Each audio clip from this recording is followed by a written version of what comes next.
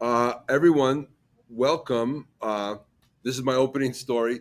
The first slide always says, start recording, because we did an early podcast and I was in and I said, Will, are you recording? And he said, I just show up. That's correct. So we are recording. So let's give us a 3, 2, 1. 3, 2, 1. All right, everybody, welcome. High energy. This is see if I get the branding right. Look at you. You don't know what I'm going to say. No. Neither do I. I never do. This is a work in progress leadership series sales HQ masterclass. Probably the first one ever. Nailed it. So awesome. I have to give props to my partner, Will. When I started this presentation, it was called Sales Team Performance and Alignment. And Will said, no one will come. So I said, you come up with a name. And he did. Discover why you're good at sales and what might be holding you back. So that's what we're going to cover today. Thanks, everyone, for being here. What about pizza, Vince? Can people eat? Yeah, Everyone? I'm going to go bring some around. Yeah, bring some around. You're good at that. And we're short a chair. Yeah, okay. Look at you. You're looking good, brother. You're hitting the Peloton, aren't you? I knew it. All right. Can I All ask right. a question? Oh, was there any more? Has anyone here watched the podcast before? It's not a trick question. Just so you know, we do no prep for that, and I do no prep whatsoever. So just be prepared. That'll be the tone of our presentation today. Is I really don't know what's happening from slide to slide, just like on the show. We don't have a production company, but our fake one is called Slipshod Productions. And so our whole goal is to lower the bar so low that we can crawl over it and still get applause and get people to show up. That's right. All right, so here's what we're going to cover today. We're going to cover who's here. We'll introduce ourselves. We'll talk about why we created this masterclass. You're doing that slide, so be ready. Okay. And then we're going to do the state of sales according to Will Barfield. I suggest everyone get their pizza then, and then we'll come back. Yeah. And so here's how That'll we're be going to dry. proceed. We're going to talk about the OAD personality assessment. That's what we use to get the personality traits that we're running today, and we'll explain more of that in a little bit. We'll do the leadership style matrix. That's what we're going to be talking around. And we'll do quadrants. And then what Will did, because this is the part he prepped for, we're good. We came up with 4 high-level initiatives that any sales leader in any kind of sales role would have to be proficient in. And that's what we're going to use to do strengths and challenges, what you're good at, what may be holding you back. And then we'll repeat that for full cycle sellers. Will had to coach me this morning. Developers are full stack. Sellers are full cycle. And Some are. Yeah. Yes. And then we'll do questions and wrap up. We have a commercial message at the end. We'll try to get everybody out of here on time. I don't think with this crowd I have to do this slide. I talk to a lot of IT people, and those folks have to be like talked out of their shell. But everyone be present, eat your pizza, phones off, please. It's just an hour. Ask questions. Let's see if Will can answer. We're going to use slides. So for my technically oriented people, don't roll your eyes. They drive the conversation. And then follow up afterwards. We're going to have I think an interesting announcement. He doesn't know. Interesting announcement. I have no doubt. When this is all done. Okay. Who's here? Number 1, sales team leaders. Raise your hand. Thank you. Full cycle sellers. Raise your hand. Good mix. Other sales related? Any podcast groupies? Annabelle, that's you. Yeah. Okay, good. Excellent. Online poll. Yeah, I just put it out there. Anyone? One person did. Okay, He or she said they're a salesperson. good. Now we know. Perfect. All right. So we got a good mix. All right. So introduction. So I'm John Lane. I am a leadership consultant. I know that's true because it says it on my logo. So we know slides don't lie, logos don't lie. What I do is I use the personality assessment, and I help leaders, teams, sometimes even whole companies to understand, identify their unique and powerful personality traits. And then we translate that into communication styles, preferences, and blind spots. Believe it or not, we spend most of our time on the blind spots. After that work, we tend to go after whatever problem that we're addressing. So if this is a sales crew, if we have a sales team that's underperforming or not all jiving, we would work with them and go after that. But we work with lots of other different people. So that's what I do. Will, is yours as well practiced as mine? What do you do? No. So, hi, everyone. I know many of you. It's good to see you in person as opposed to just LinkedIn or online. Will Barfield, many of you know me, 25 plus years in sales and BD, 16 years as a sales leader, 20 years in the recruiting industry around here, and then 8 years running the woman-owned small business with my wife, Amy Barfield, Revenue Consulting. And that's what we focus on, helping our clients hire revenue impacting human beings, sales, marketing, business development, account management, customer success, et cetera. You guys understand. At this point, we're fully national, work all across the U.S., roles at all levels, and have also done projects in Canada, Latin America, the UK, and Europe. Met John during COVID through an introduction from Lee Folger, another sales local guy, and he introduced me to OAD, spent a couple of years vetting it, and decided to join forces, become business partners in a separate entity, become licensed distributors for OAD. And through my network and my client work, I tee up opportunities, and then John kind of takes the ball, drives it down the fairway and puts it in the hole. So he does the work. I do the tee up through the network, and it's good symbiosis. And then John created the Work in Progress podcast that we do, and then all the workshops around it. Christ. Good job. Yeah, Nice. thanks. All right. I'll do this one. Okay. So why did we create this? You all can read, the title, but we want everyone to know, for sales leaders, what their personality traits are, what propels them forward. And believe it or not, that which propels you forward holds you back. Our friend Sarah Globa, anyone here know Sarah? She came up, she was an OG on the pod. She came up with a phrase, she called it the shadow side. The opposite side of every trait has something that could hold you back. And so understanding what's propelling you. So for sellers, we want to get you to know that and then drive your sales performance, or sales leaders, and for sellers. Yeah. So for full cycle sellers, imagine having the tools and insights to enhance your selling abilities, right? If you take this assessment or any type of tool to examine what makes you strong, I'm trying to be even and open-minded. All right. So do you take OAD and nothing else? Does that make you happy? Yes, thank you. All right. Take a look at your personality traits, those things that are your strengths that make you good at what you do. And then also examine the flip side of that and how in pressure situations, when you've been, at a leader that was being tough on you, or you're up against a deadline for a quota and you're not going to make the month, how have your strengths inverted and become weaknesses and gotten in your way from being successful? 100%. Call out a minute for first client. Do you think he wants to be called out? No, he doesn't. That's Do it what anyway. Yeah. No, he doesn't. Oh, you do. He's eating. Our first local client. Thank you for that. Yeah. We appreciate that. And I know from his background, because he is a technically oriented specialist, they don't like to be called out, even if you're giving them money. So we did it anyway. Okay. Oh, Christ. Here we go. Oh, You. 5 minutes. 2 minutes. 2 1.5. on state of sales. How many people in the room would say you're in tech, software, or tech adjacent in terms of sales career? Okay. I was talking to Vince before we got started here about state of sales, really, and sales recruiting, and how it's tougher right now, has been for the last 18 to 24 months than I've ever seen it. Been doing this a long time, probably since post.com. And from my perspective and what I'm doing, this is with sales leaders or salespeople. Recruiting for positions, trying to fill jobs. What I am finding with clients is it's very narrow. They're looking for a very specific set of skills for each role. And they also want you to be able to speak to your strengths and be able to exhibit performance.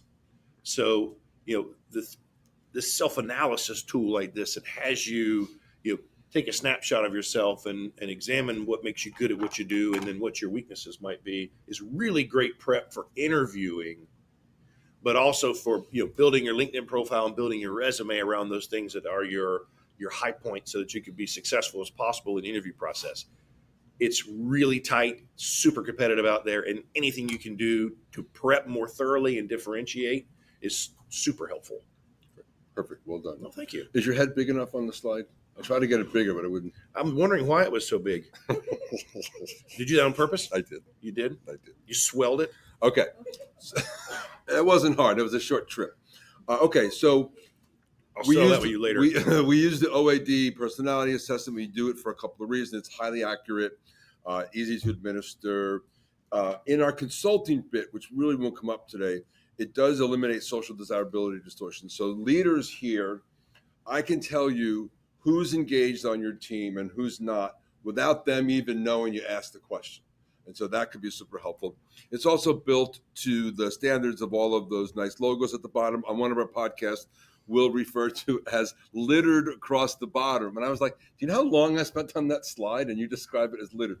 No, Litter doesn't have to have a negative I'm not connotation. no, litter. Oh, yeah, you're positive litter. On the next Okay. the next show, I said that they were placed beautifully, I You think, did. or something like But that. I still heard. Who here has done the assessment with Will or I? A couple of you have. Yeah, good. So easy to administer, right? Highly accurate, et cetera. All right, good to know. So this is the leadership style matrix. It's what we use to just organize thinking around this. Sam and I do this once a month. We're doing this these days. So in our world, there's two cuts. There's generalists and specialists. We consider that to be substance, who you are. And then there's socially oriented and technically oriented. Think of that as communication style or just style. And I'm going to walk you through some of the stuff because this is what's going to come up as we get into it. So generalists are independent. They're comfortable with ambiguity. They're flexible. They'll take risks. They're effective at delegation. Under stress, they'll delegate too soon. We're both generalists, and we will delegate as fast as humanly possible. We tend to care that work gets done. We can be a little assertive. Specialists, now we're doing a spectrum here. Many people are going to be mixes of the up and down, left and right, but just isolate them. Specialists tend to be structured. They prefer clarity. They're skilled and accurate. Trying to make eye contact. He's trying to. They're cautious. They'll take risks, but they're going to calculate them. They're hands-on. Under stress, they'll delegate too late. Very different. They tend to be compliant. Specialists tend to care how work gets done. Think of your tax accountant. Very specific, going through every box one at a time, not just saying, here's your number. Okay. So socially oriented and technically oriented are the other side. So socially oriented people are open, they're persuasive, they're amiable, outgoing. They look forward to social interactions. They're quick to trust. We think of them as optimistic. Now, when I bridge across to technically oriented, I'm going to go from optimistic to skeptical. The opposite of optimist in our world is not pessimist, it's skeptical, right? And those folks tend to be more analytical, straightforward, direct. They have a reserved style. You ask them in a meeting what they think, they'll say, I don't know what I think. I just started thinking about it, right? So they're not super quick to talk. They're skeptical. They're slower to trust. So let me put these back together for you. Now, watch the magic of PowerPoint. I can't wait. I am a socially oriented generalist. I'm in the builder quadrant. Believe it or not, I'm confident and persuasive. Those are my traits. Will is a technically oriented generalist in the architect quadrant, and he is direct with high confidence. So we have the generalist in common. We both started our own business. We both take risks. We will delegate as fast as possible. But where we differ is that I'm more socially oriented. I'm an idea a minute guy. Every Tuesday we have our weekly meeting. I bring 3 new ideas, and Will opens by saying, what happened to last week's 3 ideas? And so what we've learned over time, we weren't always like it. We used to get on each other's nerves, I think, in the early days. And That stopped? yes, we do it with love now. I'll bring a new vendor in and he'll ask questions like, what do they cost? And why do we need them? And did you read the contract? And I'll say no. And he'll go, okay, well, and then he won't read the contract. He'll slip the contract to Amy and Amy will read the contract, but still we get the job done. Yeah. So that's us. We do a lot of our consulting going around the leadership style matrix. If you show me a sales team and you plot everyone on that and you show me the leaders, you're going to have a very different vibe depending where the leader is. If your leader is a builder like me, you're going to have bell ringing. You're going to have, yeah, go out, take the client. Sure, this is the kind of stuff, right? If you have somebody in the expert, you're going to have a lot of, is Salesforce completed? Are your expense reports in? Is the pipeline accurate? Neither one is good or bad. They're just sort of different, but you can tell that vibe. Yep. Okay.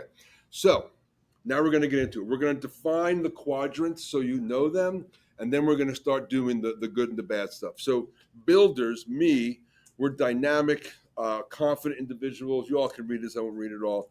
We have a venturesome spirit. We have persuasive communication style, and we like fast-paced environments. We like to keep things moving.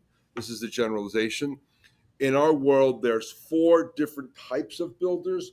All of them are socially oriented generalists, but they all differ a little bit. I'm not going to go into that detail. We're going to be talking today at the quadrant level rather than the individual traits level. Just to make this real, I say these people are probably in the builder quadrant. I don't know. I try to call them, but I couldn't get them on the horn. So Branson, Oprah, and Steve Jobs. I still have to say, I'm mad at Steve Jobs. I cannot stand the watch band on the iPhone. No? And I think that's his fault. Aren't there many different options you can? No, well, only this one. Okay. So anyway, so they've demonstrated the core builder quadrants, innovation, confidence, all of those things. I put this up just so you can get a sense of some real life builders. This is your job. Oh, it is? Yeah. What am I supposed to say here? Read the slide. Oh, who's in the builder quadrant, do you think, Who in thinks? this room? Who in here believes that they would fit into that section as a builder? Couple. You don't have to be right. Yeah. Yeah, Vince, you took the assessment. You know. Yeah. Yeah, Vince Good. took it. He knows. Yeah. All right. So when we get to your stuff, think about you. You do this. You're an architect. I mean, you have to So read this. architect quadrant, that's me. You do need a break. You've been doing great. Technically oriented, analytical thinkers, as he said. You guys can read. Known for self-confidence, technical matters, structured approach. I keep wanting to go to some of the shadow side stuff. Cautious, definitely. With outside ideas, prioritizing proven solutions and methodologies. So I'm much more introverted by nature than John. And for me, when I'm in social settings like this, it's a switch I have to flip. Yeah. To go to extroverted. Correct. And then when I get home, I'm done. He's done. Yeah. He hasn't. Where do you live? Apex? Where do you live? Help me with my Off joke. of Wade and Lake Boone. Well, not the address. Raleigh? Raleigh. What's your town? Raleigh? It's called. We're having a private conversation. Okay. I was going to say he hasn't Raleigh. left his office in months until the. No, I haven't. Where each Okay. other lives and your partners? He knows where I live. I've never been invited to his house. No, you haven't. Okay. Well, there you go. See, Wait. direct Let's just go down Direct- this path. Like, direct with high confidence. Is Right? Vince joining the show? Yeah. Oh, you are? Oh, I didn't know. Good for you. And there's three architects. Will is a developer. There's entrepreneurs and independent generalists. Okay, ready? Yeah. These folks are probably in the architect quadrant. Gates, Satya, and Craig. Craig is the Home Depot guy. He's the only one I could find. But they are problem solvers. They're technical, et cetera. So now you get a sense of who these folks are. And before we leave the Oh, slide, oh, yeah. I would have thought when I took it that I would have landed as builder. I was a little bit surprised about the architect piece, but it really is that assertiveness is my strongest trait Yes, as it is. opposed to extroversion, which is inverted with him. Correct. All right. Who here believes you're in the architect quadrant with me? Anyone? Oh, there we go. And look at that. Yeah, good. All right. Experts, lower left. These folks are interesting in sales environments because, I use your company often because their company is a agricultural chemical company. Like the janitor's got a chemical degree. Like everyone in that company is technically oriented. So finding salespeople from that is a special. It's a really narrow space you got to crawl through. So they're super detail oriented. They have a methodical and systematic approach. They're going to be proficient in tasks that take precision and planning, and they're pretty good on the follow through. They'll do that. Interesting thing: if you hire like an SDR who is an expert, it's going to take them an extra 3 days to get on the phone. And it's not resistance, it's they want to be prepared. Your builders are going to be like, where's the phone? Who do I call, right? That's a different challenge. But your experts are going to take a little more ramp up. And if you know that, you can give them the training material and go over it with them again so they feel comfortable. Measure, cut. Exactly. And there's 4 of them. There's technical specialists, perfectionists, and processors. These guys, Warren Buffett, Angela, and Tim Cook, are probably experts based on what they've done in their career. I don't know. This is ChatGPT told me this. Who is in the? Who thinks they're an expert? We got one. Anyone else?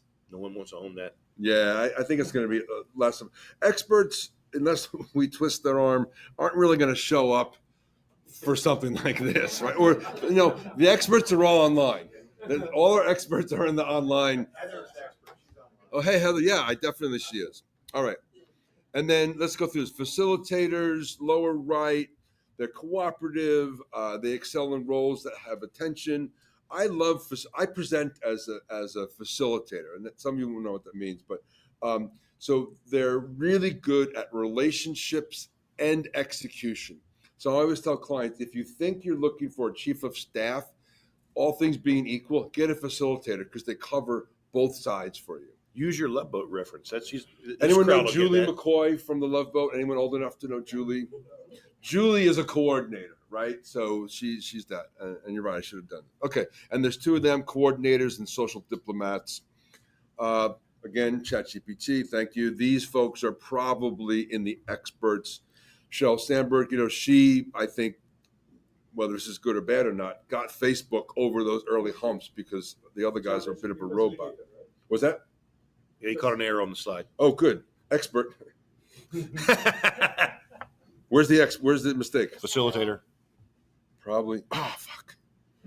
See, now that's me, right? That's like, I could read this thing. Now, he's read it 3 times too. I missed it. And he didn't I was get so it either. focused on the sellers thing. Yeah, there you go. Okay, who's a, yeah. You're my facilitator. All right. Will, let's bang his out. We're probably behind. So key responsibilities of sales leaders. As you talk, we'll see it's slow on mine. Is that small enough for everyone? Successful recruiting and hiring practices, that's a responsibility of a sales leader. Yeah. You all can read below that. Let's do the high level, do it. right? Yeah. Performance management and development, strategic planning and execution, team motivation and engagement. So from our perspective and our opinion, when we're thinking about sales leaders, those are our top 4 responsibilities that we selected. So. Any sales leaders think that these are wildly off the mark? Good. All right. We're going to ask you to leave if you did. All right. So this is how this is going to go down. We're going to go through the left-hand column is always the same. It's the 4 things we talked about. I'll do one slide. Will do the other. Sure. We're just going to go back and forth. So successful recruiting and hiring practices. So their strengths are going to be charismatic and persuasive, sometimes handsome. Thank you. They quickly attract top talent. People are drawn to the builder types. From a challenges perspective, super impatient with the detailed recruitment process. If you don't get someone you like and hook them and get them in, you lose patience and you move on. You might make a bad decision because you just want it over with. Remember, that work gets done. Performance management development, again, the visionary leadership, inspiring.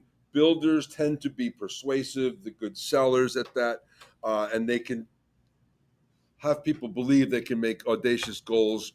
From a challenges perspective, they may struggle with detail orientation and providing meticulous feedback.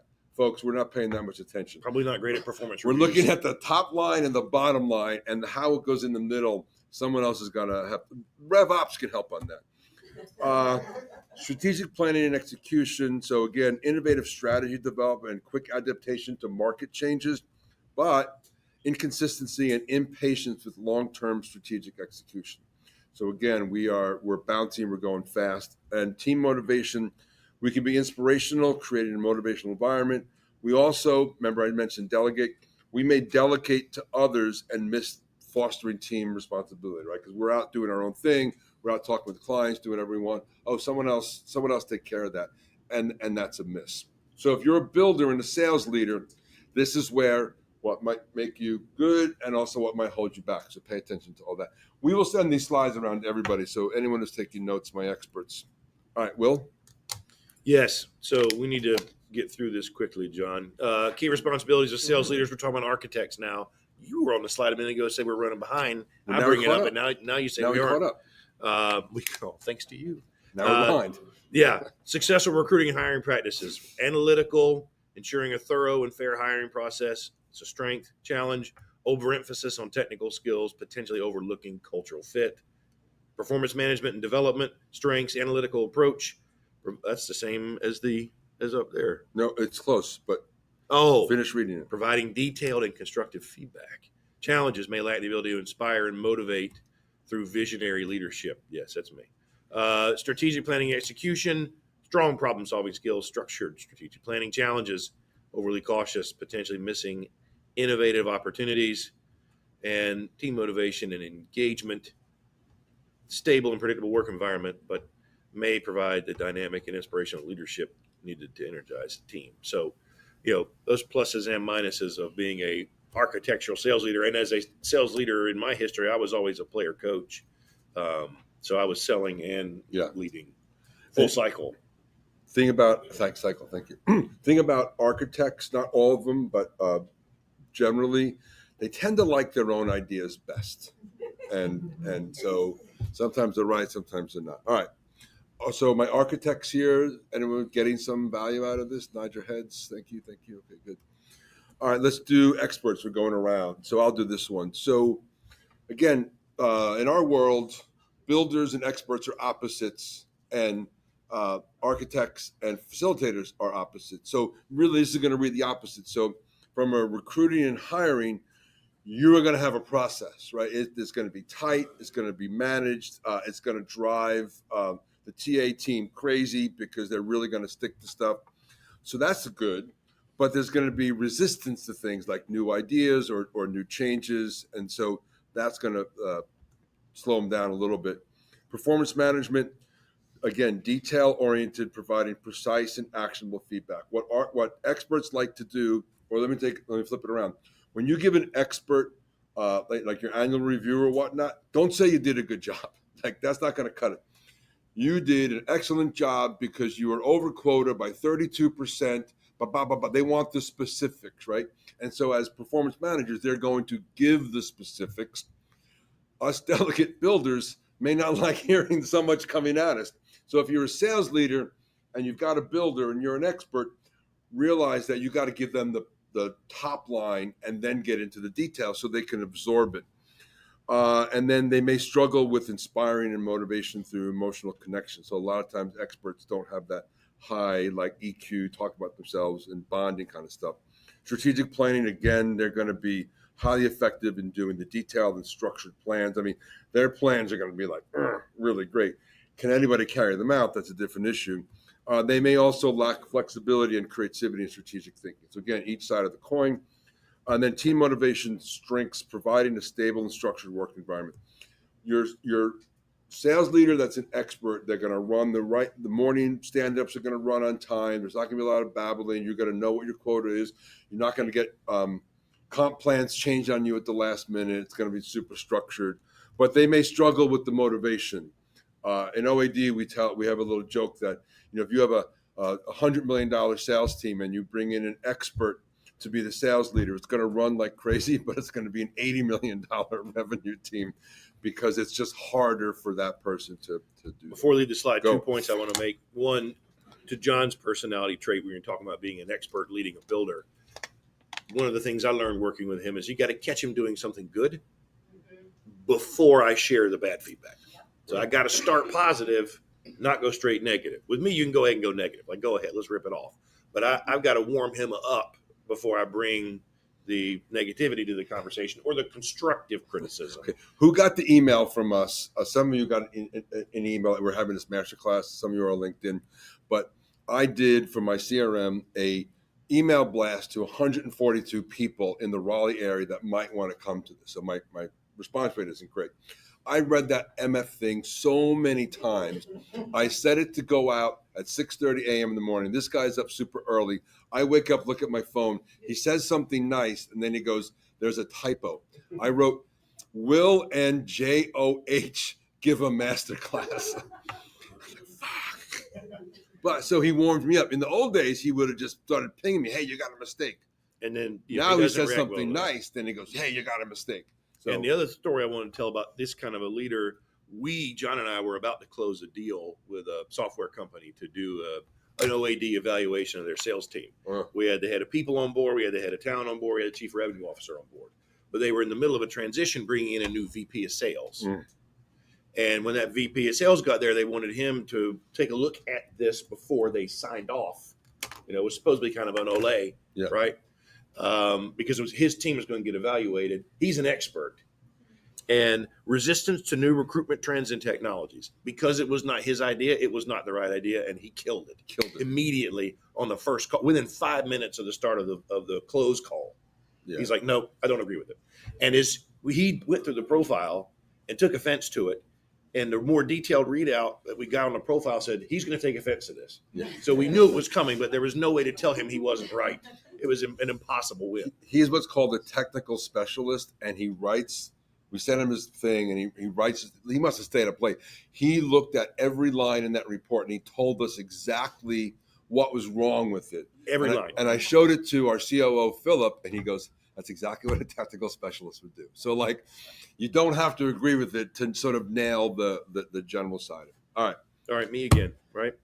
Yeah, you. Yeah. So facilitators in the recruiting and hiring practices: strong interpersonal skills, building positive relationships with candidates, challenges, overemphasis on social fit, potentially compromising on technical skills. Yep. So I like them a lot. Let's hire them. Performance management and development, excellent at providing supportive, constructive feedback, may avoid tough performance conversations to maintain harmony. Correct. Yeah, that's just tough. Strategic planning execution, good at implementing detailed plans and ensuring team alignment. Yes.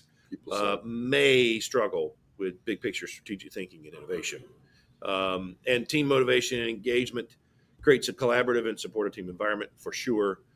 May struggle with asserting authority and driving competitive spirit. The interesting thing about me and my wife, who run our business together, is I'm over here in the architect quadrant, and she's exactly opposite. She's a facilitator. Technically, yeah. And I'm showing them how they would see it. Are you doing it from their side? I am. Right. Yeah, and you and your wife are opposites, yes. aren't you? Yes, we are. Rare. All right. Sales leaders, we covered all 4 quadrants. We're doing this at pretty quick pace. This is all generic. It seems to be landing. Any sales leader have any questions, anything they want to comment on, any bit of therapy they want to offer to the group? Anyone? You first, then you. What do you find is the single first interaction between the 4 quadrants? The opposites, right? So, come on. Thank you. Anything that's the opposite is going to be the hardest. But then also, if the person initiating the conversation isn't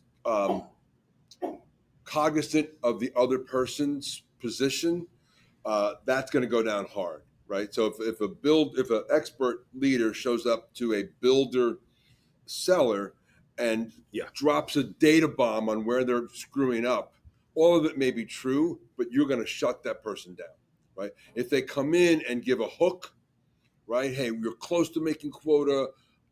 We can get you there, but you got some work. You ready to hear some information? Now you've got a dialogue, right? And then it's going to be the opposite. So to get them to the point, to coach that leader to the point, if they're an expert, to self-reflect so they don't do that thing that's so inherent, is hard. And on the other side, if you got a builder leader with an expert seller, and you're in a meeting and it's an all hands, and they're like, "All right, where are you with quota?" You call them out. That's the last thing that they want, because they haven't prepared.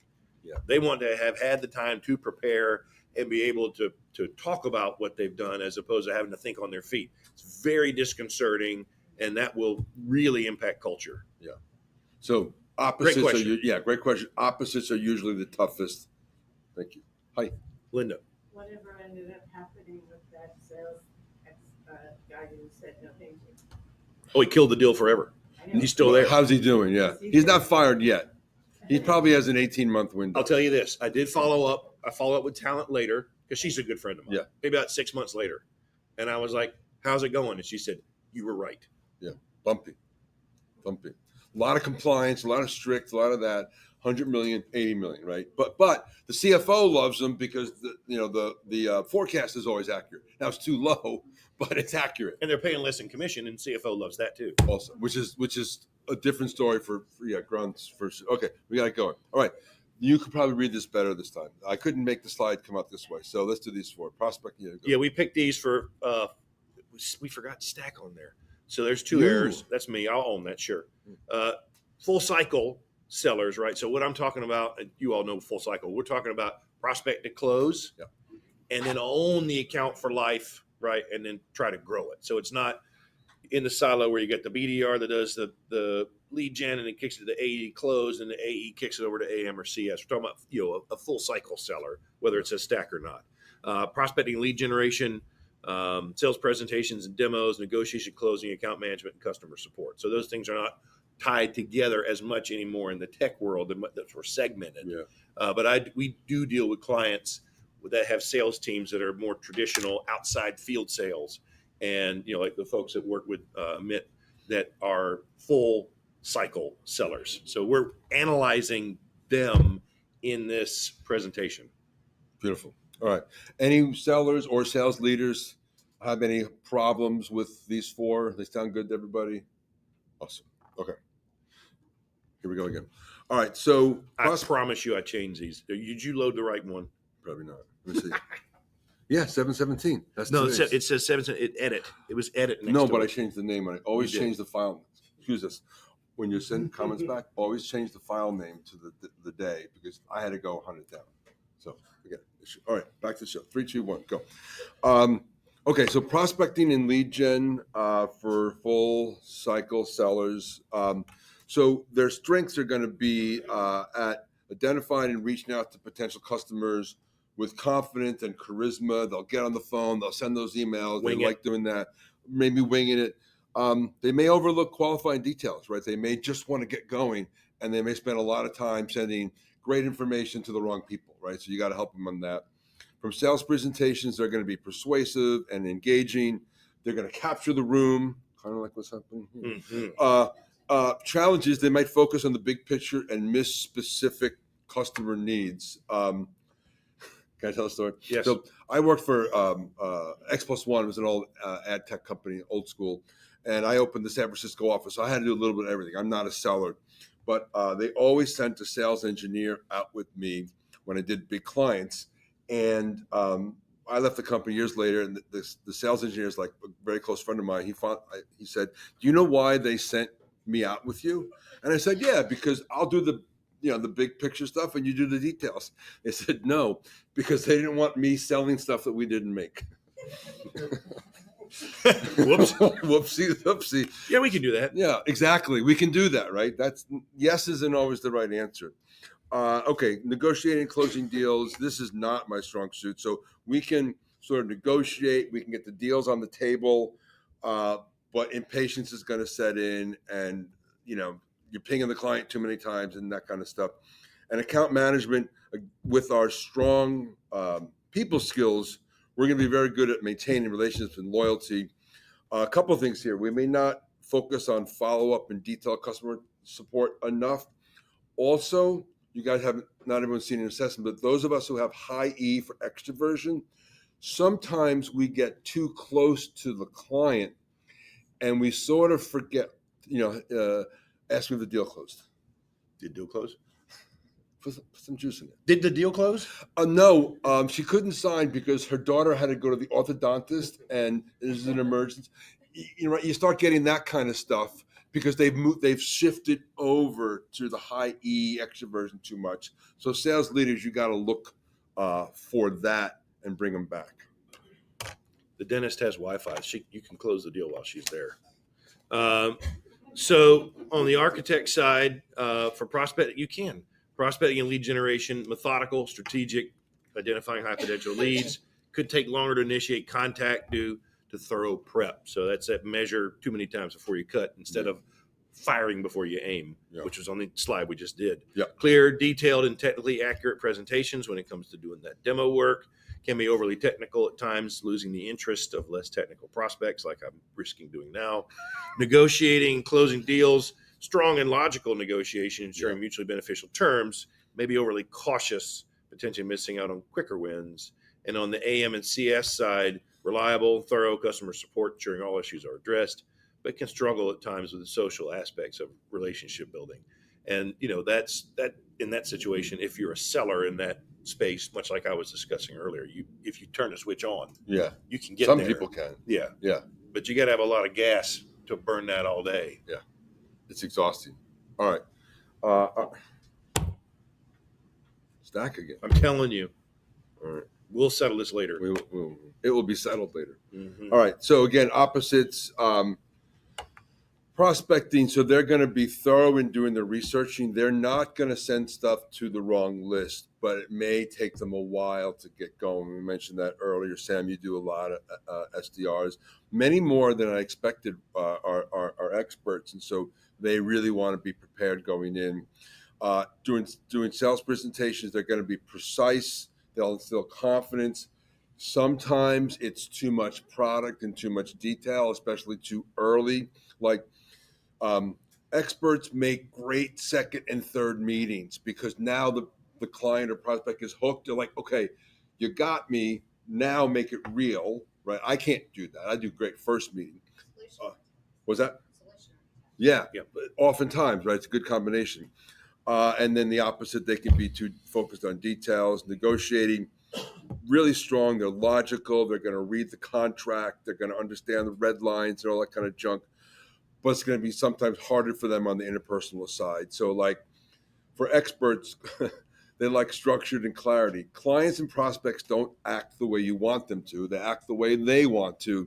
And if you're stuck with that as an expert, you're going to have to get over that because they're not always going to act in that logical way.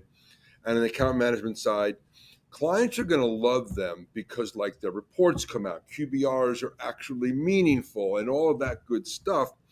But then you go to drinks with them and it's deadly, right? And so how do you balance that out, right? Yes. Okay. And facilitators, prospecting, lead gen, excellent at building rapport, initial connections.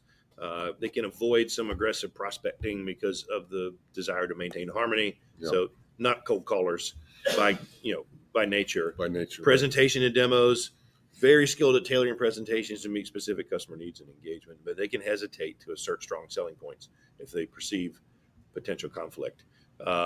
Negotiation and deal closing, effective in creating win-win scenarios that look good and satisfy all parties, but they can struggle with assertive closing techniques, delaying the decision-making process. And that's why it's like, why is it still in your pipe and not out the bottom? Mm-hmm. Account management, customer support, maintaining really great long-term client relationships. Facilitators are certainly loved by their clients, but they will also fall prey to prioritizing existing relationships over pursuing new business Farmers and opportunities. harvesters. I mean, we don't think that, like, we think any seller can come from any quadrant, but they have to know. But you're going to find your facilitators. They're going to go and try to open new business in clients that they're in rather than get that new logo. So if that's good for your business model, you got the right person. If these sellers are like, get a logo and move on, they're going to struggle with that because they invest a lot. They walk the halls and do that kind of stuff. So just a different approach. Go. Can you, do people ever start somewhere in the quadrant and then, at a different, 10 years later, now they've maybe matured to be in a different quadrant? Sort of. So people won't change that much over time. That's a general rule. Our quadrant is not super detailed. You're in it or you're out.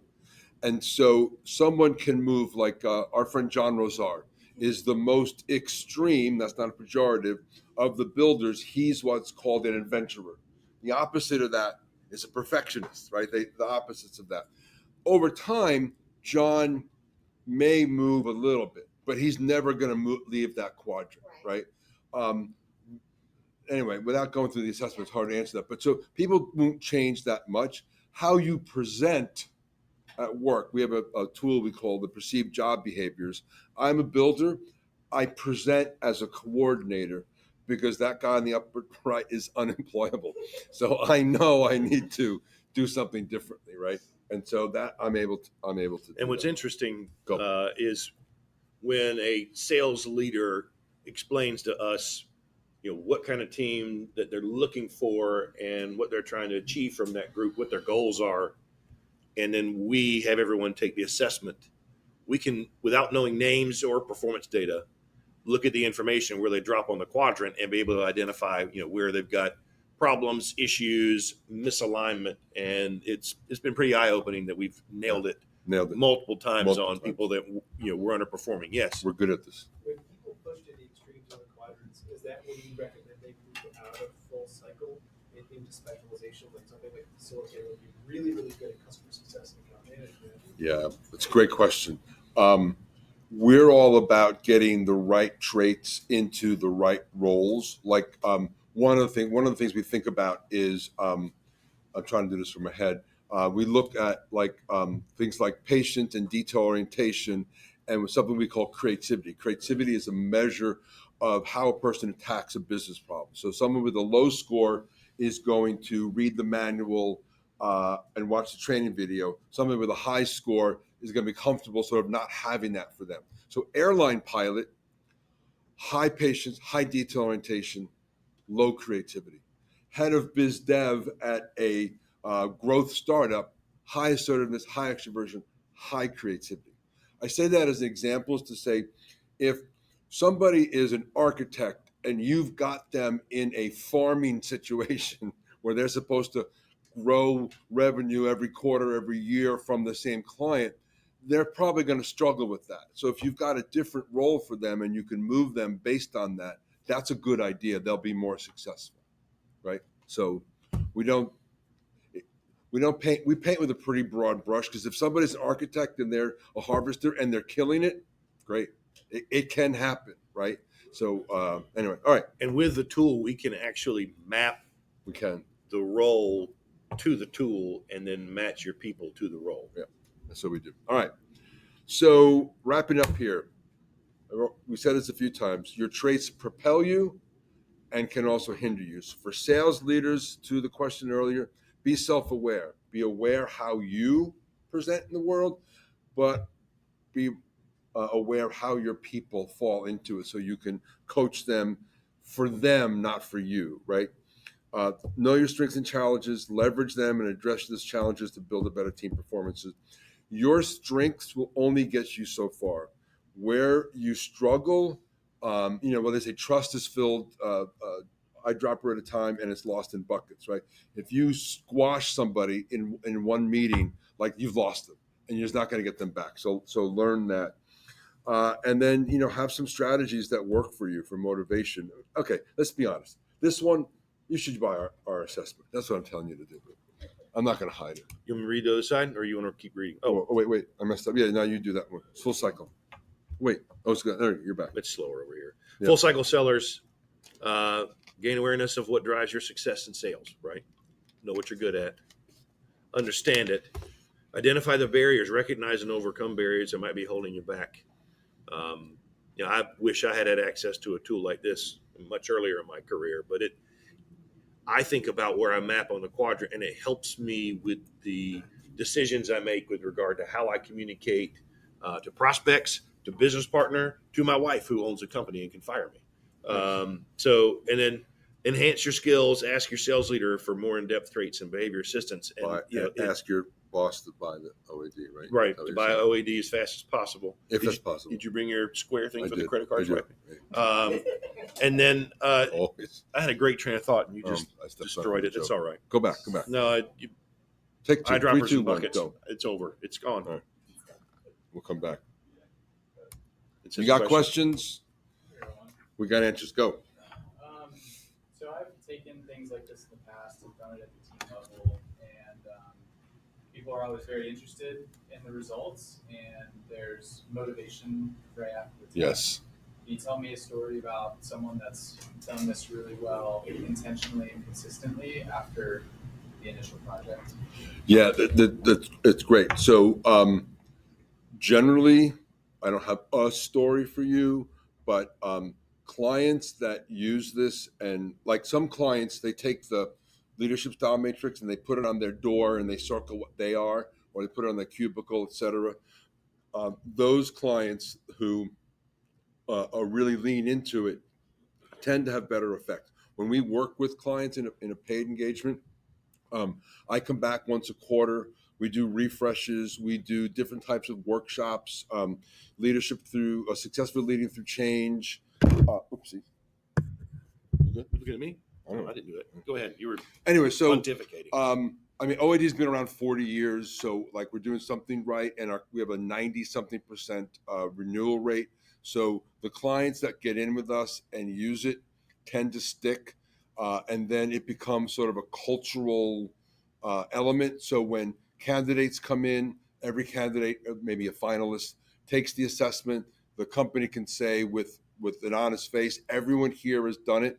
So it's a common experience, language, and framework, so that everyone has that. We use that in coaching, right? So when we're coaching an executive, I know what their trait patterns are, and we can get into the details. So no specific story, but the evidence suggests that our clients hang on for a long time and really use it. Can I add a couple things here before we leave that? We typically train someone inside the org to be the subject matter expert on the tool. Somebody inside's got to own it. Yeah. How many sales trainings have you been to? I don't know, 1,000. Yeah. And you went to it, and you were fired up. It was a great weekend. You had a lot of beer, and then you went home, and then you took that notebook and you put it on the shelf and never read it. Yeah. So that will happen with this unless somebody in the org owns it. Yeah. And you got a champion that keeps firing it, and everybody who comes into the sales org takes it, and it becomes, like you said, part of the language of the culture. So part of it is how good the tool is, and then part of it is there an internal advocate that's going to continue to drive it. Yes, Brian. Well, you did have an internal advocate with our firm, with Jeff. Yes. Yeah. Right? And so when he brought it to me, and so here's your example. Okay. And so I was like, okay, all right, but I don't believe this stuff. And you guys nailed me. Nailed it. You nailed it. And and as confident as I am and as best as I think I am and all that great stuff, I learned a lot, and it's helped. Yeah. And it helped us close this last acquisition that we just did. Yeah. But beyond that, bringing it to our team, I got to tell you, man, that was the most fun I've had in a long time in something like this. And so we had our whole team take it, part of our team at least, and it was really good. And I think now we're going to implement across the board with everybody, and then even go further with it. So I thought it was fantastic. Don't forget to Venmo him the $500. Yeah. 500. Well, half today, half later. Go. How do you work with individuals, let's say a really great salesperson who's looking for next and sales leader or executive 20 years and has never had this assessment? How do you work with them? So let me make a commercial point. We typically don't work with individuals. It's not like a buy an assessment, do coach. Neither one of us is a coach. That being said, if there's a sales leader who's interested, we'll do a thing with them, because when they see their assessment and they learn something, they're more inclined to want to bring us in. If there's friends of the pod and friends of the group, we're always willing to do one for them so that they'll say nice things about us in the world. But we typically don't neither one of us are coaches. We sling software for a living. So the one exception would be that we will, as a part of outplacement projects. Ooh, good one. We just started that. Yeah. Do this with employees who are being displaced, because if they've been in a role for a while and now they're venturing out into this job market, which is ridiculously unfriendly. This kind of self-analysis pairs nicely with how to update my resume and how to update my LinkedIn profile and how do I get ready for interviewing and all those things. So we'll do one-offs in that situation, but that's paid for by the org that is exiting those people. So we do that. Annabelle is in tech recruiting. You can divide more later, but a lot of her people are out of work. And so she created a really nice weekly meeting. Everyone gets together. She had me come in. I did a presentation somewhat like this, assuming everyone's on the technical side, and I showed them their strengths and weaknesses and how that shows up in the interviewing world. I did that to support Annabelle and her team. We would do that as a talk for a group on demand. So, all right, we are hitting our hour. So, commercial message. Any sales leader within a 70-mile drive of Raleigh, Will and I will load up the car and do a catered lunch and learn for your team. It'll mostly be like this, so I'm not going to do moose slides. Did I agree to 70 miles? Well, you're not even going to go. Oh, So the only exception would be we would have the sales leader take the assessment, and then we'll run them through this as a last step so you can see someone real. And then our other commercial messages, we do this for a living. We would do this presentation, but put the whole sales team through an assessment, teach them how to read it is part one. Part two would then be going through the strengths and weaknesses, not on generic, but on actual assessment level. So it'll be really individualized. Plus, every seller will get an individualized sales coaching report for their manager that will learn how to coach them specifically. So it's a very powerful tool, worth every penny, I have to say. Guys, thank you. We hit the hour. Now, We did everyone well. pull your phones out because I didn't make these QR charts for nothing. So everyone pull it down, get our LinkedIn, get our email, follow up with us. We want to hear from you. We will do some follow-ups. I think Vince has all your names, and we will get us in. Thanks, Brian. And we'll follow up. We're happy to talk about this. We're happy to have a conversation about bringing this to your teams, taking the assessment yourself, learning it. We're here for you. Let me thank Vince. yes. Can I say something Oh, yeah. at the risk of making you grumpy? Yeah. Yeah. Most people in this room are sellers, right? You've sold something, and the thing that you were selling was probably not the first thing that was ever created, or the only thing that was ever created to do that, or the best thing that was ever created to do that. You've had competition that you've had to work against. I've been in recruiting 20 years. I don't know how many of these tools I've seen and evaluated, and clients have used a litany of them. Although I selected, in concert with John, OAD as our tool, we are not standing here telling you it is the best or better. What's different about it is we are here delivering it. And just like clients in the past bought your solution because they bought you first, it's about us and how much we know about this tool and all the things that make it great, that make working with us to help your sales teams worthwhile. So please, we're not standing here saying this is the best ever and it's better than all the other Said ones. that He will. But, just you're getting us in concert with this. That's John's great background in his consulting practice, me in recruiting, and my 20 years in the business. So we think it's a pretty dangerous combo. We agree. Thank you, Vince. Thank you, everybody. Oh, shit, I didn't hit record. We got to start over.